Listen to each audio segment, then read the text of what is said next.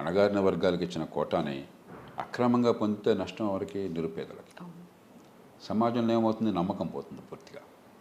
అంచేత అలా మోసానికి పాల్పడ్డ వాళ్ళని నా ఉద్యోగం నుంచి గ్యారంటీకి తీసేది, దానిలో అనుమానం లేనే లేదు. అంతకుమించి కఠినంగా శిక్షించాలి. ఈ ధోరణులు ఎందుకు పెరిగిపోతున్నాయంటే ఇలాంటి సంఘటనలు వచ్చినప్పుడు గతంలో ప్రభుత్వాలు సరిగ్గా స్పందించాలి.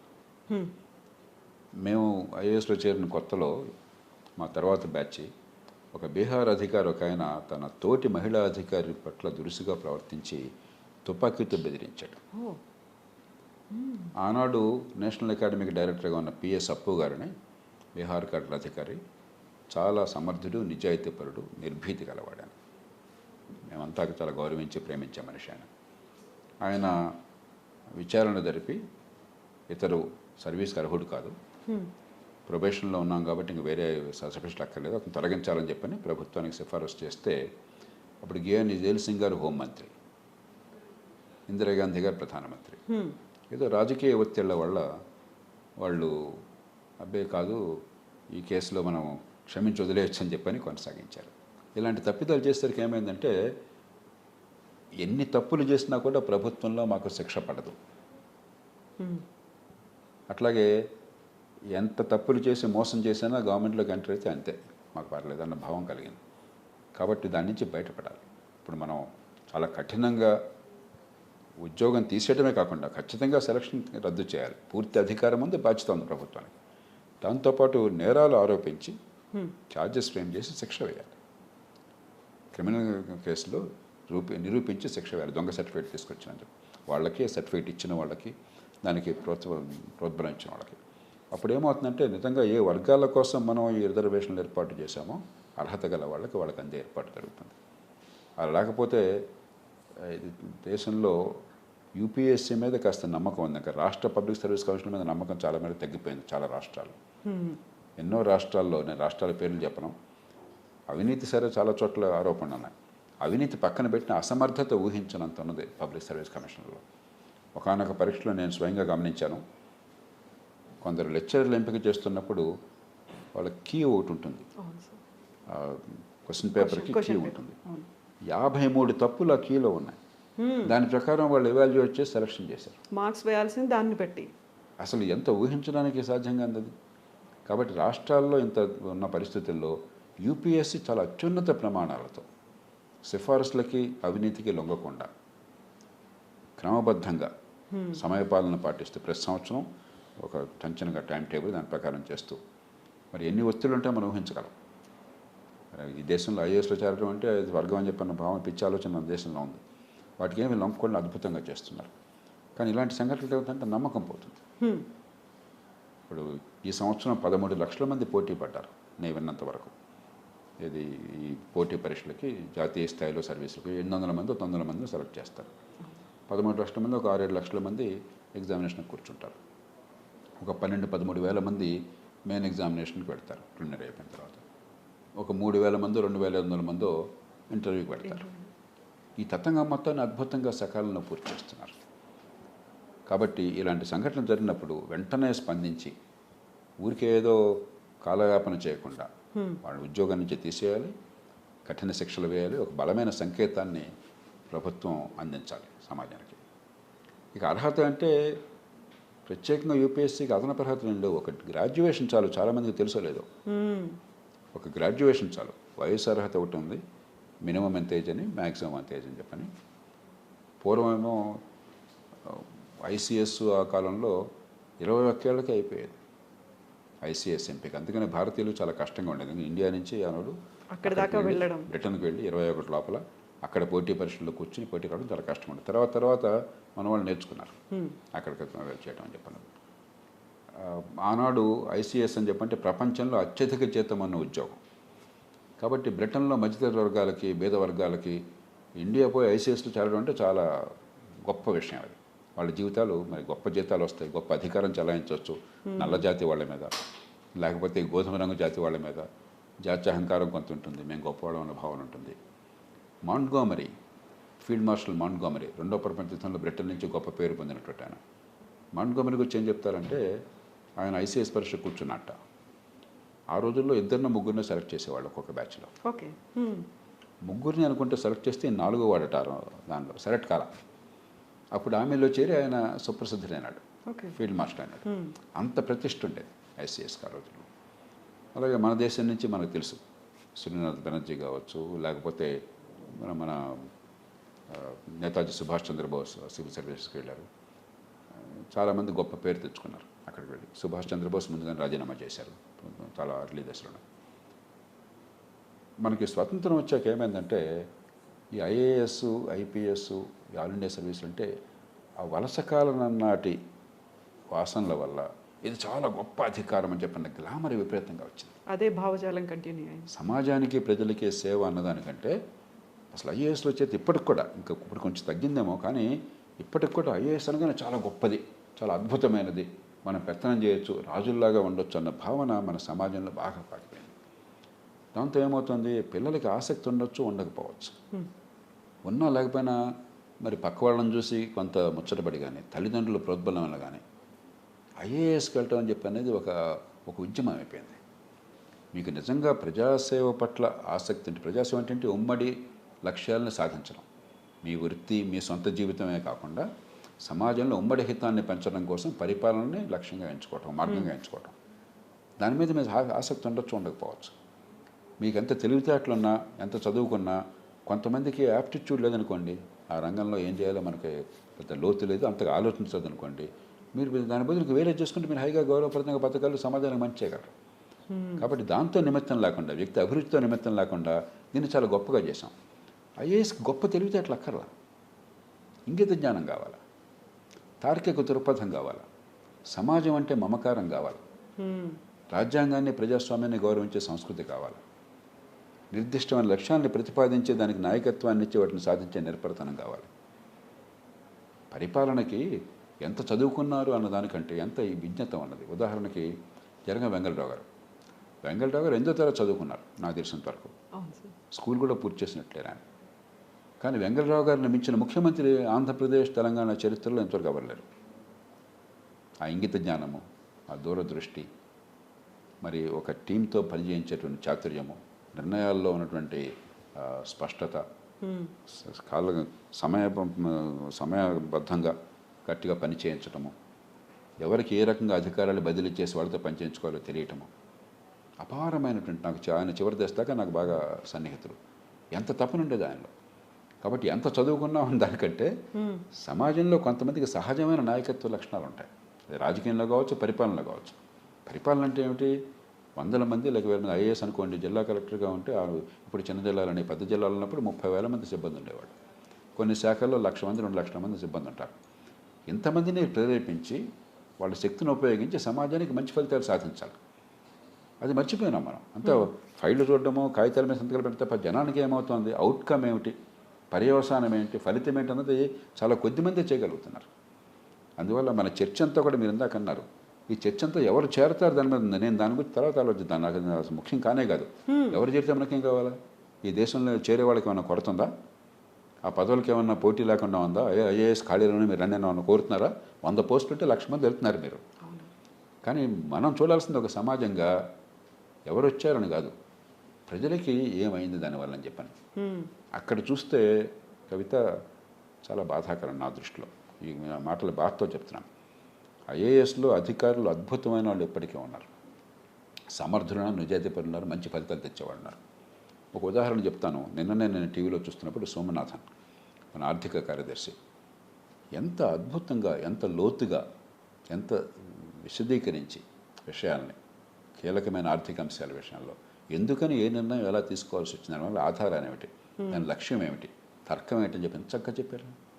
అంటే ఒక సమర్థమైన అధికారి ఎట్లా ఉంటాడో ఆయన చూపెట్టాడు ఉదాహరణకి. అలాంటి వాళ్ళు ఉన్నారు, కానీ అలాంటి వాళ్ళు సంఖ్య చాలా తక్కువ.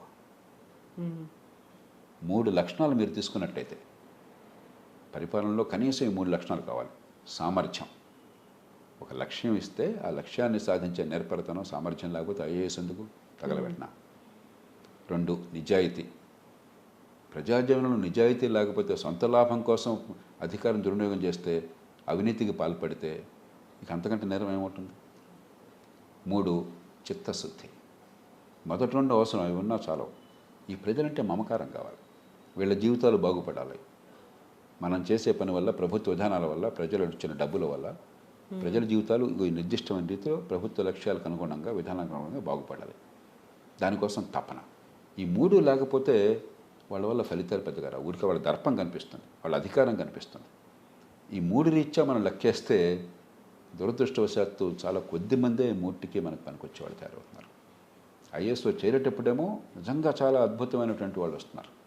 పూర్వం కంటే ఇంకా గొప్ప వాళ్ళు వస్తున్నారు. ఎందుకంటే పూర్వం ఇంతగా టెక్నాలజికల్ సోఫిస్టికేషన్ ఉండేది కాదు దేశంలో.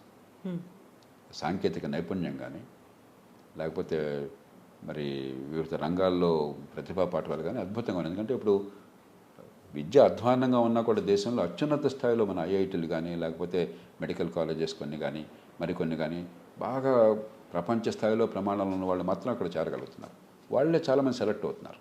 మీరు ఐఏఎస్లో ఎంపిక చూసినట్టయితే నాకు తెలిసిన వరకు 170-80 మంది ఐఐటి వాళ్ళు, లేకపోతే ఎన్ఐటి వాళ్ళు, ఐఐఎం వాళ్ళు, డాక్టర్లు. వీళ్ళు కూడా మంచి కాలేజీల నుంచి బాగా జీవితంలో ఏ రంగంలోనైనా కూడా బాగా రాణించగలిగే శక్తి ఉన్నవాళ్ళు, అలాంటి వాళ్ళు వస్తున్నారు. కాబట్టి ఎంపికలో ఎక్కడ సమస్య లేదు. ఎంపిక తర్వాత ఏం జరుగుతుందని చూస్తే చాలా కొద్ది సంవత్సరాల్లో చాలా ఎక్కువగా రాజీ పడుతున్నారు, అలసత్వానికి గురవుతున్నారు, అధికార దుర్వినియోగం చేస్తున్నారు, లాలూచి పడుతున్నారు పదవులు ఉన్న వాళ్ళతో, రాజుల నుంచి రాజభక్తి చూపెడుతున్నారు. సమాజానికి ప్రయోజనం కావాల్సినంత జరగడం లేదు. కాబట్టి మనం ఎవరు సెలెక్ట్ అవుతారు అన్న దానికంటే ఆ ప్రతిభ ఉన్న వాళ్ళు ఎవరు సెలెక్ట్ అయినా కూడా పర్వాలేదు. ఇంతమందిలో ఈ 100 మంది మరొక 100 మంది అనేది పెద్ద ముఖ్యం కాదు. కాకపోతే మనకు గ్లామర్ ఉంది కాబట్టి దానికోసం బోర్డు కోచింగ్ ఇన్స్టిట్యూట్స్, దానికోసం హడావిడి హంగామా. నా దగ్గరికి వస్తే నేను చెప్తుంటాను, ఎవరు సెలెక్ట్ అయితే నాకేం కావాలా, నువ్వైతే ఏం కావాలా, ఆమె అయితే ఏం కావాలా, ఇద్దరు ఒకటే కదా నాకు, ఈ దేశ పౌరుడిగా దీనికేం పోటీ లేకుండా లేదు కదా. నాకు కావాల్సింది మీరు ఎందుకు ఏం చేస్తారు మీరు అని చెప్పాను. మీ వల్ల ఈ దేశానికి ఏం ప్రయోజనం వస్తుంది తప్ప ఎవరు సెలెక్ట్ అయ్యారో నాకు ముఖ్యం కానే కాదు. మనం అలా అనుకోవట్లా. ఎమ్మెల్యే ఎవరయ్యాడు ముఖ్యం తప్ప ఏం జరుగుతుందో ముఖ్యం కాదు. ఎంపీ ఎవరయ్యాడు ముఖ్యం తప్ప ఏం జరుగుతుందో ముఖ్యం కాదు. మంత్రి ఎవరాడే ముఖ్యం తప్ప ఏం జరుగుతుందో ముఖ్యం కాదు. అలాగే అధికారి ఎవరయ్యాడు తప్ప ఏం జరుగుతుందో ముఖ్యం కాదు. మనం ఎవరయ్యాడు అన్న దానికంటే ఏం జరుగుతుందనే దాని మీద దృష్టి పెట్టాలి. వీళ్ళని ఒక లక్ష్యం కోసం వీళ్ళని పెట్టుకున్నాం. ఇంత పెద్ద అధికారాన్ని చిన్న వయసులో 24-25 ఏళ్ల వయసులో లక్షల మంది మీద అధికారాన్ని ఇస్తున్నాం చట్టబద్ధంగా. కోట్ల 10 కోట్లు 100 కోట్ల రూపాయల వనరులు వాళ్ళ చేతుల్లో పెడుతున్నాం. వాళ్ళ నుంచి సమాజానికి సత్ఫలితాలు లేకపోతే ఎవరు వస్తే మాత్రం ఉపయోగం ఏంటి? కాబట్టి నేను కోరేది ఈ వీటిల్లోకి వెళ్లకుండా, అనవసరమైన వాటిలోకి వెళ్లకుండా, ఈ ప్రభుత్వంలో చేరడం కోసం ఎంత తపన పడుతున్నారే అన్ని స్థాయిల్లో, గుమస్తా దగ్గర నుంచి ఉన్నతాధికారి దాకా, చేరిన తర్వాత ఏ మేరకు ప్రజలకు నిజమైన ఫలితాలు వస్తున్నాయి, రాకపోతే ఎందుకు రావటం లేదు, అవి వచ్చేట్టుగా చేయడం ఎట్లాగా మనం. ఎందుకంటే ఈ సమాజం పోషిస్తుంది. ఉన్నతాధికారులకి పెద్దగా జీతాలు లేవు. ఐసీఎస్లో బ్రహ్మాండంగా జీతాలు ఉండే ప్రపంచ స్థాయిలో, తర్వాత తగ్గించారు, ఈ మధ్య మళ్ళీ పెంచారు. కానీ ఆ స్థాయి ప్రతిభకి వాళ్ళ జీతాలు పెద్ద ఎక్కువ కాదు. మార్కెట్లో వాళ్ళకి 3-4 రెట్లు వస్తాయి. కానీ ఆ ఉద్యోగాలు తీసే మిగతా ఉద్యోగాలు చూడండి, మార్కెట్ కంటే 3 రెట్లు ఎక్కువ జీతం ఇస్తున్నాం ప్రభుత్వంలో. ఒకే పనికి మార్కెట్లో 20,000 జీతం వస్తే ప్రభుత్వంలో 60,000 వస్తుంది సగటున. జీవితకాలం మనం భద్రత ఇస్తున్నాం. ప్రజల వనరుల మీద, ప్రజల జీవితాల మీద బోళ్ళంత పెత్తనం ఇస్తున్నాం. ఏం జరుగుతుంది ప్రజలకి తిరిగి? అలా ఆలోచిస్తే మనందరికీ తెలుసు వాస్తవం ఏంటో. ప్రభుత్వ శాఖల్లో ఏం జరుగుతుందో, ఎంత అవినీతి విశృంఖలంగా ఉందో, ప్రజలకు సకాలంలో పని జరగక ఎంత వేదన పడుతున్నారో. మంచివాళ్ళు ఉన్నారు, నేను మళ్ళీ చెప్తున్నా, సమర్థులు మంచివాళ్ళు ఉన్నారు, కానీ చాలా బహుకొద్ది మంది అయ్యారు. వాళ్ళది ఒంటరి పోరాటం అవుతున్నది. సార్, మీరు ఇప్పుడు ఒక మాట అన్నారు, గ్రాడ్యుయేట్ అయితే చాలు ఎలిజిబుల్ అనేది. అయితే దానికి ఫిజికల్ స్టామినా కూడా చూడాల్సినటువంటి అవసరం ఉంటుంది. ఆ నిబంధనలు ఉన్నాయి, దెన్ వాట్ అబౌట్ పాటిస్తారు. ఇప్పుడు ఉదాహరణకి ఐపీఎస్ ఉందనుకోండి, విధిగా శరీర దారుఢ్యం కావాలి, అలాగే చూపు, వినికిడి ఇవన్నీ చూస్తారు. ఐఏఎస్ కూడా ఉంది, కాకపోతే ఐపీఎస్ ప్రమాణాలు అక్కర్లేదు. ఐపీఎస్లో కొంచెం శారీరకంగా మరింత నేర పరిశోధనలో ఉండాలి కాబట్టి, లాభం ఉండాలి కాబట్టి చూస్తారు. ఐఏఎస్లో కూడా చూపు, వినికిడి, తర్వాత శరీర దారుఢ్యము, తర్వాత కొన్ని అవయవాల్లో కొన్ని, ఉదాహరణకి గుండె జబ్బు తీవ్రంగా ఉందనుకోండి తీసుకోరు, మెడికల్ టెస్ట్ ఉంటుంది. కాబట్టి మీ పనికి అంతరాయం లేకుండా మీ నుంచి ప్రభుత్వాధికారిగా చేరితే మీరు దాని నుంచి మీ నుంచి ప్రజలు సేవను ఆశిస్తున్నారు. ఆ సేవ చేయడానికి, ఆ విధి నిర్వహణకి సరిపోయేటువంటి ఆరోగ్యం ఉంటే సరిపోతుంది. దివ్యాంగులు ఎలిజిబుల్ కాదా సార్? అలా ఏమన్నా? ఎలిజిబుల్ కాకపోతే ఏంటంటే దివ్యాంగులు కూడా పూర్తి అంధత్వం ఉందనుకోండి, మరి పరిపాలనలో కొన్ని పదవుల్లో చేయలేదు, కొన్ని పదవుల్లో చేయొచ్చు. కేవలం కాగితాలు చూసి కంప్యూటర్తో పనిచేసే పదవులు చేయొచ్చు. కానీ ఇప్పుడు ఐఏఎస్ అధికారి, ఐపీఎస్ అధికారి అనుకోండి, మీరు ఫీల్డ్ లెవెల్లో తిరగలేకపోతే, ఎదుటి మనిషిని చూడలేకపోతే, మీరు ఇన్స్పెక్షన్ చేయలేకపోతే ఫీల్డ్లో చాలా కష్టమవుతుంది. అయినా కూడా ఈ మధ్య నాకు గుర్తున్నంతవరకు సుప్రీంకోర్టు తీర్పు వల్ల ఒక పూర్తి అంతత్వం ఉన్నవారు కూడా ఒకరిద్దరు చేరినట్టు గుర్తుంది నాకు. ప్రస్తుతం పరిస్థితి తెలియదు. మరి వాడు ఎలాగా మేనేజ్ చేస్తున్నారో నాకు తెలియదు. కాబట్టి మనకు ఒకటే రూల్, మీరు పనికి అంతరాయం లేకుండా అంటే మిమ్మల్ని పెట్టుకున్నది ప్రజలకి సరైన సేవలు అందించడం కోసం. ఆ పనికి అంతరాయం లేకపోతే ఎవరైనా అర్హులు. ఈ రోజుల్లో గొప్ప కంప్యూటర్ ఇంజనీర్లుగా పూర్తి అంతత్వం ఉన్నవాళ్ళు ఉన్నారు. అంచేత పూర్వకాలం కాదు కదా. కాకపోతే ఖచ్చితంగా మీ గురించి కాదు ఇది, నేను మళ్ళీ మళ్ళీ చెప్పేది, మీ గురించి కాదు ఇది, ప్రజల గురించి. మీ వల్ల ప్రజలకు ఏ రకమైన లోపం లేకుండా అందవలసిన సేవలు అందేటైతే వాళ్ళు ఖచ్చితంగా అర్హులే. అది ప్రభుత్వాలు లేకపోతే సెలక్షన్ ప్రాసెస్లో యూపీఎస్సీ కొన్ని రూల్స్ పెడుతుంది, నిబంధనలు పెడుతుంది, ఇవి కండిషన్స్. దానికి లోబడి అందరూ అర్హులే. సో ఇప్పుడు మనం ఉన్నటువంటి సొసైటీలో ఇంక్లూజివ్నెస్ అనేది మనం ఆలోచించినట్టయితే ట్రాన్స్జెండర్స్ కావచ్చు, మరొక వైపు దివ్యాంగులు ఒక రకమైనటువంటి డిస్క్రిమినేషను, వివక్ష అనేది కనిపిస్తుంది అనుకున్నప్పుడు, ఇప్పుడు ఆల్ ఇండియా సర్వీసెస్కి వాళ్ళు అర్హులా కాదా అనుకున్నప్పుడు సైకలాజికల్గా వాళ్ళు ఇంకా మేము డౌన్ అయిపోతున్నాము, సుప్రీంకోర్టు రూల్ ఉన్నప్పటికీ ఇలాంటి చర్చ అనేది రావడం అసలు జరగాల్సినటువంటి చర్చ. అందుకనే ఇప్పుడు చర్చకి కొన్ని నిబంధనలు పెట్టారు, నిబంధనల ప్రకారం ఎవరైనా అర్హులే. అందుకని మనం చూడవలసింది వీళ్ళ వల్ల సమాజానికి ఏం జరుగుతుందని తప్ప కొంతమంది అర్హులు కొంతమంది అనర్హులు అని చెప్పి మనం అవసరంగా దాని మీద వేరే చూపెట్టాల్సిన అవసరం లేదు. ఆ చర్చ నిరర్థకమైనది. ఆ చర్చ ఎక్కడి నుంచి వస్తుందంటే ఇదేదో ప్రివిలేజ్ లాగా. ప్రివిలేజ్ ఏ మేరకు ప్రజలకి సేవ చేసే అవకాశం దొరకటం ప్రివిలేజ్ తప్ప పెత్తనం చేసే ప్రివిలేజ్ కాదు. రెండుకి తేడా ఉంది. ఆ హోదా అనేది ప్రివిలేజ్ కాదు. హోదా ప్రివిలేజ్ కాదు. ప్రభుత్వాధికారి హోదాలో ఉన్నాను అనుకున్నట్టయితే అతడు ప్రజలకి మేలు చేయలేడు. నేను ఖచ్చితంగా చెప్తున్నాను. చాలామంది మాట్లాడే భాష ఉన్నతాధికారులు అక్కర్లా, మధ్యస్థాయిలో అధికారులు కూడా మీరు ఇప్పుడు జాగ్రత్తగా గమనించండి. ఇప్పుడు కొంచెం తగ్గి ఉంటుంది ఈ మధ్యకాలంలో, ప్రజాస్వామ్యం ఎంతో కొంత వెళ్ళి అనుకుంటుంది కాబట్టి. ఎవరితో మాట్లాడుతున్నావో తెలుసా అంటాడు. ఊతపదం అది దాదాపు. ప్రభుత్వంలో ఉద్యోగుల అధికారులకి ప్రజలతో మాట్లాడుతున్నప్పుడు ఏమైనా సందర్భం వస్తే ఎవరితో మాట్లాడుతున్నావో తెలుసా, ఏమి దేవుడు అనుకున్నా అంటే ఈ ప్రజలు అన్న గౌరవం లేదు. ప్రజాస్వామ్య స్పృహ మనకి ఇంకా రాలా. ఒకసారి నేను నా సంస్థకి, ఒక ప్రజల సంస్థది సహకార సంస్థ, ఎన్నికలు జరపని ముఖ్యమంత్రి గారి దగ్గరికి వెళ్ళాను. ఆయన నాతో జయప్రకాష్ ఇదేం మాట్లాడుతున్నారు మీరు, అధికారులంతా ఎన్నికలు వద్దు, మా అధికారం పెట్టమంటే నేను అధికారులంతా మీ చేతుల్లో పెట్టాను కదా, మీకు ఎన్నికలు ఎందుకు, ఎన్నికైన కూడా మేము ఎందుకు చూసుకుంటున్నాడు కదా అన్నాను.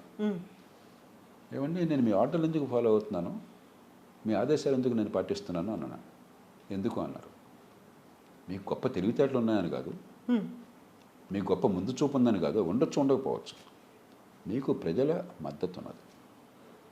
ఆ ప్రజల మద్దతు వల్ల వచ్చినటువంటి లెజిటిమసీ ఉన్నది. నాకు లేదు అది. నేను ఎంత గొప్పవాడిని నేను మనసులో అనుకుంటున్నా కూడా అది నా అహంకారం తప్ప ఇంకోటి లేదు. ప్రజాస్వామ్యంలో ప్రజలు ఎవరిని కోరతారో ప్రతినిధిగా వాళ్ళగా అధికారం, అదే ప్రజాస్వామ్యం అంటే. కాబట్టి నేను మీ ఆదేశాలు శిరసావహించాలి. కరెక్టే అన్నారు. మరి ఎందుకని ఈ సంస్థకి అవకాశం ఇవ్వట్లేదు మీరు అన్నాను. అరే బట్టతలక మోకాలను ఇంకేసేవా అని చెప్పి ఎన్నికలు పెట్టాడు ఆయన. ఎన్నికలు పెట్టాడు. నేను ఎన్నికైనటువంటి పాలనా యంత్రాంగం కావాలని నేను కోరుకుని యాజమాన్యం తెచ్చుకున్నాను. ఇప్పుడు అలాగని చెప్పి వాళ్ళు చెప్పిన మొత్తం ప్రతిగా రాజుల నుంచి రాజపచ్చు పెట్టేసి గంగిరెద్దులా తలక ఊపేసి తప్పు చెప్తే చేయమని కాదు. ప్రజల ప్రతినిధులతో కలిసి పనిచేయడం నేర్చుకోవాలి, ప్రజలకు నచ్చపడి నేర్చుకోవాలి. ధర్మాన్ని తప్పకుండా, ప్రజా సంక్షేమానికి దెబ్బ కొట్టకుండా ప్రజాస్వామ్యాన్ని గౌరవించాలి. ఈ మూడు అవసరం. ధర్మాన్ని తప్పకూడదు, ప్రజా సంక్షేమాన్ని దెబ్బ కొట్టకూడదు, ప్రజాస్వామ్యాన్ని అగౌరవపరచకూడదు. ఈ మూర్తిని కలపాలి. అది తేలిక కాదు.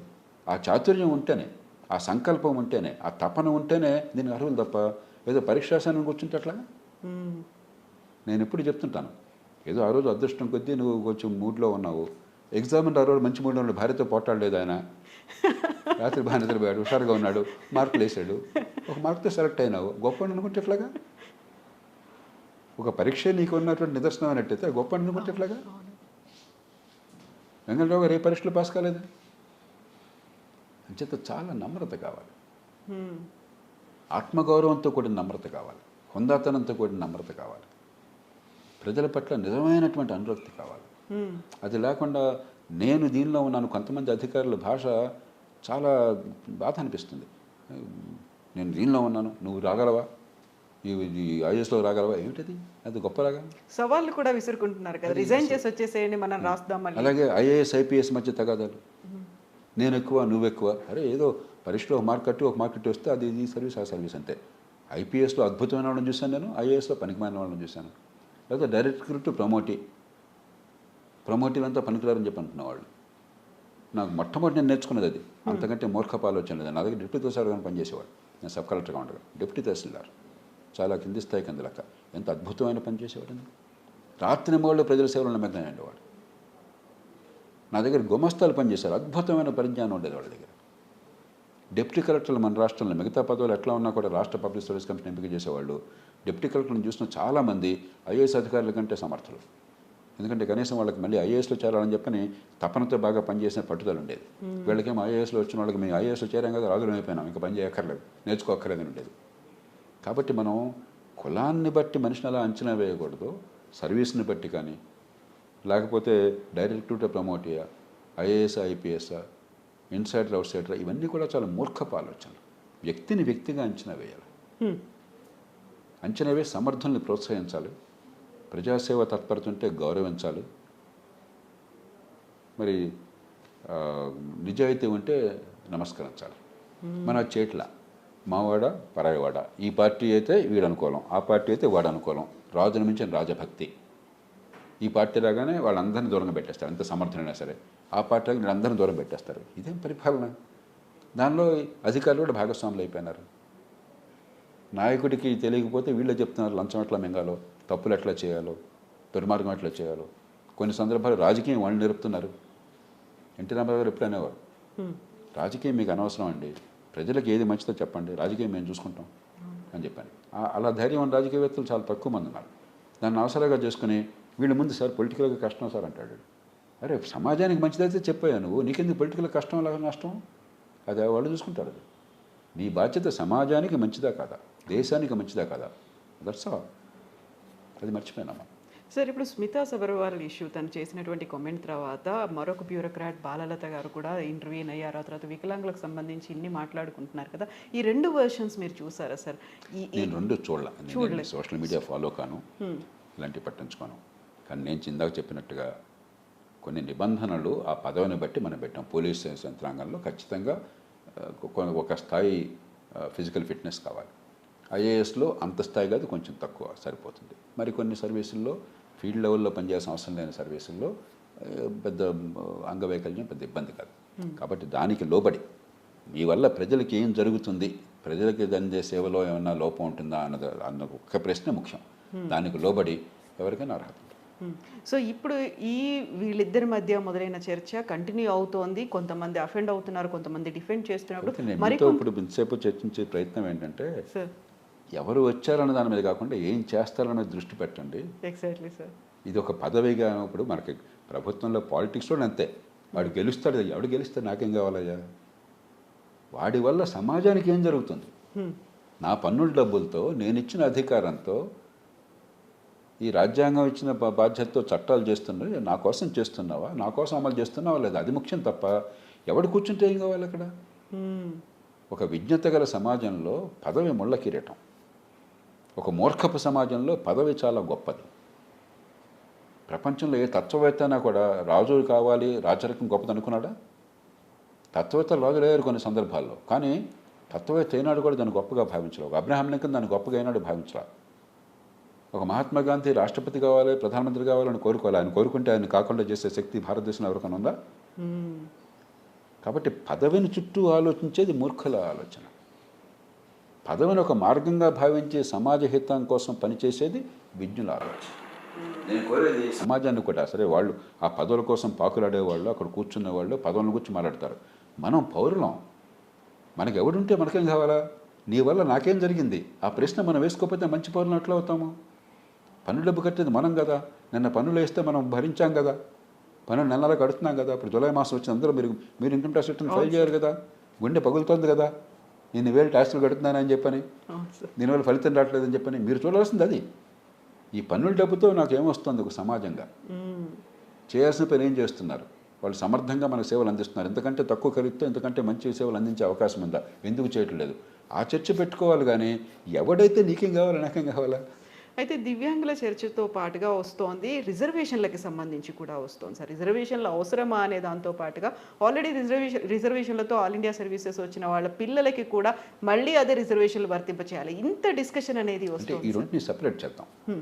నేను ఖచ్చితంగా చెప్తున్నాను, భారతీయ సమాజంలో ఇవాళున్న పరిస్థితుల్లో ఈ సమాజంలో సమైక్యతని కాపాడాలంటే ప్రభుత్వ వైఫల్యం వల్ల, ఈ మాట చాలా జాగ్రత్తగా చెప్తాను, ప్రభుత్వ వైఫల్యం వల్ల విద్య అందక లక్షల కోట్లు ఖర్చు పెడుతున్నా కూడా నిరుపేదలకు ఈ దేశంలో మంచి ప్రమాణాల విద్య అందట్లా. పిల్లల తప్పు కాదు, ప్రభుత్వాల తప్పు.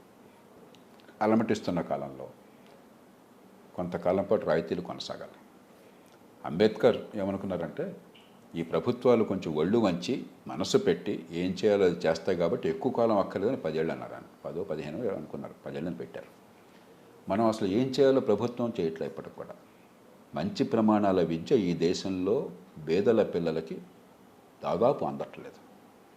180 మందికి ఈ విద్య వల్ల సర్టిఫికేట్లు అందుతున్నాయి తప్ప ప్రపంచానికి పనికొచ్చే నైపుణ్యం రావట్లేదు. వాళ్ళు ఏ పాపం చేయకుండానే, వాళ్ళు ఏ తప్పు లేకుండానే. కాబట్టి వాళ్ళ మీద భారం పెట్టడం తప్పు. అందుకే రిజర్వేషన్ లేకపోతే సమాజం నిలవదు. ఇప్పుడు పరిష్కారం మంచి ప్రమాణాల విద్య అందించడం, స్కూల్ స్థాయిలో ముఖ్యంగా. ఆ పునాదులు గట్టిగా ఉంటే రిజర్వేషన్స్ తర్వాత మాట్లాడుకోవచ్చు. రెండోది, నేను పేర్లు చెప్పను, బహుశా చెప్తాను కూడా, నేను చూద్దాము. అద్భుతమైన అధికారులను నేను చూసిన వాళ్ళు ఎగ్జిక్యూటివ్ కాంపిటెన్స్ దళిత అధికారులను చూశాను. నిజంగా నేను బాగా నేర్చుకున్నది నా జీవితంలో పరిపాలనలో మెళకువలు ఏమిటి, ఎగ్జిక్యూటివ్లో ఒక పని సాధించాలంటే ఎగ్జిక్యూటివ్లో ఏం చేయాలని చెప్పినది ఒక గొప్ప అధికారి కాకతాళీయంగా దళిత నేపథ్యం నుంచి వచ్చారని. కాబట్టి ఏదో కొన్ని కులాల్లో పడితే నువ్వు గొప్పగా చేయగలవు, కొన్ని కులాల్లో వస్తే రిజర్వేషన్లు వస్తే నువ్వు చేయలేవు, ఈ మూర్ఖత్వం నుంచి బయటపడదాం. Absolutely untrue. దీనికి గొప్ప తెలివితేటలు అక్కర్లా. ఫస్ట్ ఆఫ్ ఆల్ తెలివితేటలు అందరికీ ఉన్నాయి. కాబట్టి మీరు మనిషిని ఈ కోణాలను చూడగానే మీరు చాలా దెబ్బతింటున్నారు. ఇక మూడోది లార్జర్ ఇష్యూ, సివిల్ సర్వీసెస్ సంబంధం లేదు.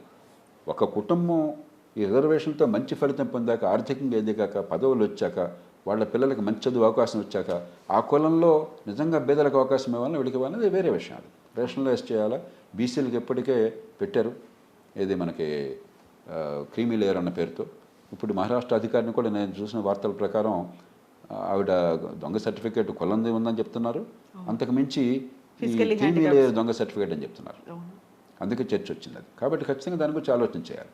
కొన్ని వర్గాలకు ఇచ్చారు, కొన్ని వర్గాలకు లేదు. కానీ ప్రిన్సిపల్, నేను నా పిల్లల్ని కాపాడుకోగలిగితే, వాళ్ళకి మంచి ప్రమాణాల విద్య అందించగలిగితే, నాకు మంచి హోదా ఉంటే, నాకు మంచి చదువు ఉంటే నా పిల్లలకి అవసరం ఉండదు. చట్టం ఏం చేస్తున్నది రాజకీయ ప్రక్రియను బట్టి ఉంటుంది. అది దీనికి సంబంధం లేదు, సివిల్ సర్వీసే కాదని చెప్పి. అంచేత మనం విషయాలను కలగాపులగం చేయకుండా మనం చూడవలసింది మామూలుగా జీవితంలో మెరుగడం కోసం ఏం చేయాలనేది మీ తంటాలు మీరు పడతారు. సమాజం చూసుకుంటుంది, మార్కెట్ చూసుకుంటుంది. మీరు మంచి డాక్టర్ కాదు, నేను నా ఇష్టం అయితే తనగా బలవంతంగా మీ దగ్గరికి వెళ్ళాల్సిన అవసరం లేదు. మీరు మంచి లాయరో కాదో, లేకపోతే మంచి కాంట్రాక్టరో కాదో, లేకపోతే మంచి మరొక సేవ అందించే వాళ్ళు కాదో, మన ఇష్టం. ఎవరు నచ్చితే వాళ్ళ దగ్గరికి పోతాం, కులం బట్టి వెళ్ళాం. గవర్నమెంట్ అట్లా కాదు కదా, మీది గుత్తాధిపత్యం. మీరు తప్ప ఇంకో నాకు వేరే గతి లేదు. మీరు సమర్థులు కాకపోతే, మీరు నిజాయితీలు లేకపోతే, మీలో సంకల్పం లేకపోతే నష్టం జరిగేది నాకు, మీరు బతికేది నా డబ్బులతో, ఇచ్చింది నా అధికారం. కాబట్టి ఈ రెంటిని వేరే చేయాలి మనం. ప్రభుత్వం వేరు, బయట వేరు, మార్కెట్లో వేరు. అంచేత ఇక్కడ మనం చూడవలసింది ఏ ప్రమాణాలతో పనిచేస్తున్నారని తప్ప ఈ కులం గెలం అంతా జాంతా. నేను ఎన్నో చెప్పాను కదా, మేము ఐఏఎస్లో ఉన్నప్పుడు కొంతమందికి ఒక ఆలోచన ఉంటుంది, ఐఏఎస్ వాళ్ళు చాలా గొప్పవాళ్ళు, ఐపీఎస్ వాళ్ళు కొంచెం కరకుగా ఉంటారు. వాస్తవం కాదు. నేను చూశాను సున్నితత్వం ఎంత ఉందని ఐపీఎస్లో చూశాను, ఐఏఎస్లోనూ ఉంది. కరకతనం ఎక్కడ ఉంది, అక్కడ ఉంది, మనుషులను బట్టి. అలాగే డైరెక్ట్ రిక్రూట్స్ అంతా గొప్పవాళ్ళు, ప్రమోట్స్ అంతా పనికిరాని వాళ్ళు, అంతగట్టి మూర్ఖత్వం లేదు. ఇవన్నీ మనం తెచ్చిపెట్టుకుని ప్రెజుడిసెస్, వాటిని మనం గట్టిగా నమ్మి ఇప్పుడు మనం ఇప్పుడు ఒక కులం ఉందనుకోండి, ఆ కులం వారితో సంపర్కం అంటే ఇంకో కులం సంగతి అసలు మీకు మనసు తట్టదు. అలాగే మీ సర్వీస్తోనే మీరు ఉంటారు, మీరు ఒకరు కూడా చెప్పుకుంటారు వాడిని గురించి, వాడు మిమ్మల్ని గురించి చెప్పుకుంటాడు, ద్వేషం పెరుగుతూ ఉంటుంది, జనం చచ్చిపోతారు మధ్యలో. నా ఎస్పీకి నేను ఎవరు ఎస్పీగా ఉన్నా కూడా అన్నదమ్ముల్లాగా ఉండేవాడు. ఆ మాటకు వస్తే జిల్లా పరిషత్ చైర్మన్ కానీ, మినిస్టర్ కానీ, ఇంకోవాళ్ళు కానీ కొన్ని సందర్భాల్లో కొన్ని విషయాల్లో తీవ్ర భేదాభిప్రాయాలు ఉండే. నేను ఎన్నో సందర్భాల్లో ముఖ్యమంత్రులతో పోరాడాను. కానీ ఒక విషయం మీద, ఒక అంశం మీద పోరాడడం వేరు, వ్యక్తిగత సంబంధాలు వేరు. తోటి అధికారులతో కొన్ని సందర్భాలు అభిప్రాయ భేదాలు ఉన్నా, కొన్ని సందర్భాల్లో మీ బాధ్యత కాబట్టి వాళ్ళని వారించి పనిచేయించాల్సి వస్తుంది. కానీ వ్యక్తిగతంగా ప్రేమ, ఆప్యాయత, సమానంగా చూడడం, హుందాగా చూడడం, అంతే తప్ప నువ్వు తక్కువ నేను ఎక్కువ ఏంటిది? ఎవరు తక్కువ ఎవరు ఎక్కువ? పదవి పోతే ఎవరు లెక్కలేదు. ఎమ్మెల్యేగిరి కాగానే ఇలా కూర్చుంటే ఎవరు పట్టించుకోరు. ఉన్నంతకాలం ఇంత అహంకారం ఎందుకు, ఇంత పొంగ ఎందుకు? అలాగే ఐఏఎస్లో ఉన్నంతకాలం ఏదో నడుస్తుంది. చాలామందికి మీరు ఎవరో తెలియదు, మమ్మల్ని పట్టించుకోరు. ఐఏఎస్ అని చెప్పుకోవాలి మీరు. నేను ఫలానా అని చెప్పుకోవాల్సి వచ్చినట్టు మీరు ఫెయిల్ అయిపోయినారు. సమాజంలో మీకు గుర్తింపు, గౌరవం లేదు. కాబట్టి ఈ ప్రెజుడిస్ నుంచి బయటపడాలి. నేను పూర్తిగా దాన్ని తిరస్కరిస్తున్నాను. ఏమవుతుందంటే ఈ కులమనో మరొకటి అని చెప్పను, ఈ వీడు వస్తే ఈ కులాన్ని పట్టుకుని, ఆ కులం వస్తే వాడి కులాన్ని పట్టుకుని సమర్థులందరినీ దూరం చేసుకుని సమాజానికి అన్యాయం చేస్తున్నాం, నష్టం కలిగిస్తున్నాం. నేను ఊరికే చెప్పట్లే మాట, చాలా గుండెలోతుల్లో చెప్తాను. ఈ చెత్త వివాదాల్లో వెళ్లకుండా మనం సమాజంలో మన ప్రజలకి మంచి సేవలు అందించడానికి ఎక్కడ అవరోధాలు వస్తున్నాయి, ఎందుకు జరగట్లేదు? కొంతమంది గొప్పగా చేయగలుగుతున్నారు, అందరూ చేయలేకపోతున్నారు. చేయకపోతే ఏం చేయాలి? జవాబుదారితనం తీసుకోవాలి. సర్వీసుల్లో కూడా సమర్థంగా పనిచేసే ఏర్పాట్లు కావాలి, నైపుణ్యాన్ని పెంచుకోవాలి. చాలామందికి పొట్టకొస్తే అక్షర ముక్కరాదు వాళ్ళు చేసే పనిలో. నేర్చుకున్నదంతా ఏదో కాలేజీలో నేర్చుకున్నారు తప్పితే ఆ ఉద్యోగానికి వెళ్ళే ముందు కనీసం నేర్చుకుందామని ఇంగితం జ్ఞానం కూడా ఉండదు. ఫైల్ వస్తే చూస్తామని అహంకారం. పరిపాలన ఏంటో తెలియదు. ఆ రంగంలో ప్రపంచంలో ఏం జరుగుతుందో తెలియదు. మన దేశంలో పరిపాలన ఇవ్వాలి, గొప్ప దేశంగా వెళ్ళాలని చెప్పంటే you must be the best in the field. మీకు ఆ పరిజ్ఞానం లేకుండా, అవగాహన లేకుండా, ప్రపంచం ఏం జరుగుతుందో అధ్యయనం లేకుండా మీరేం చేస్తారు? పరిపాలన ఫైళ్ళలో సంతకాలు పెడితే పరిపాలన అవుతుందా? విజ్ఞత లేకుండా, ముందు చూపు లేకుండా. అలాంటి విషయాల్లో అందరూ రాజకీయంలో ఉన్నవాళ్ళు గొప్పవాళ్ళు. ఎందుకంటే వాళ్ళకి ప్రజల ముందు ప్రజలతో మమేకమయ్యి రోజువారీగా ప్రజల మాటలు గోడి విని, కొంతమంది అయితే ప్రపంచాన్ని కూడా చూసి అద్భుతంగా తెచ్చుకున్నారు. మన అహంకారం మన వాళ్ళకి రాజకీయంలో అంటే తక్కువ అని చెప్పని.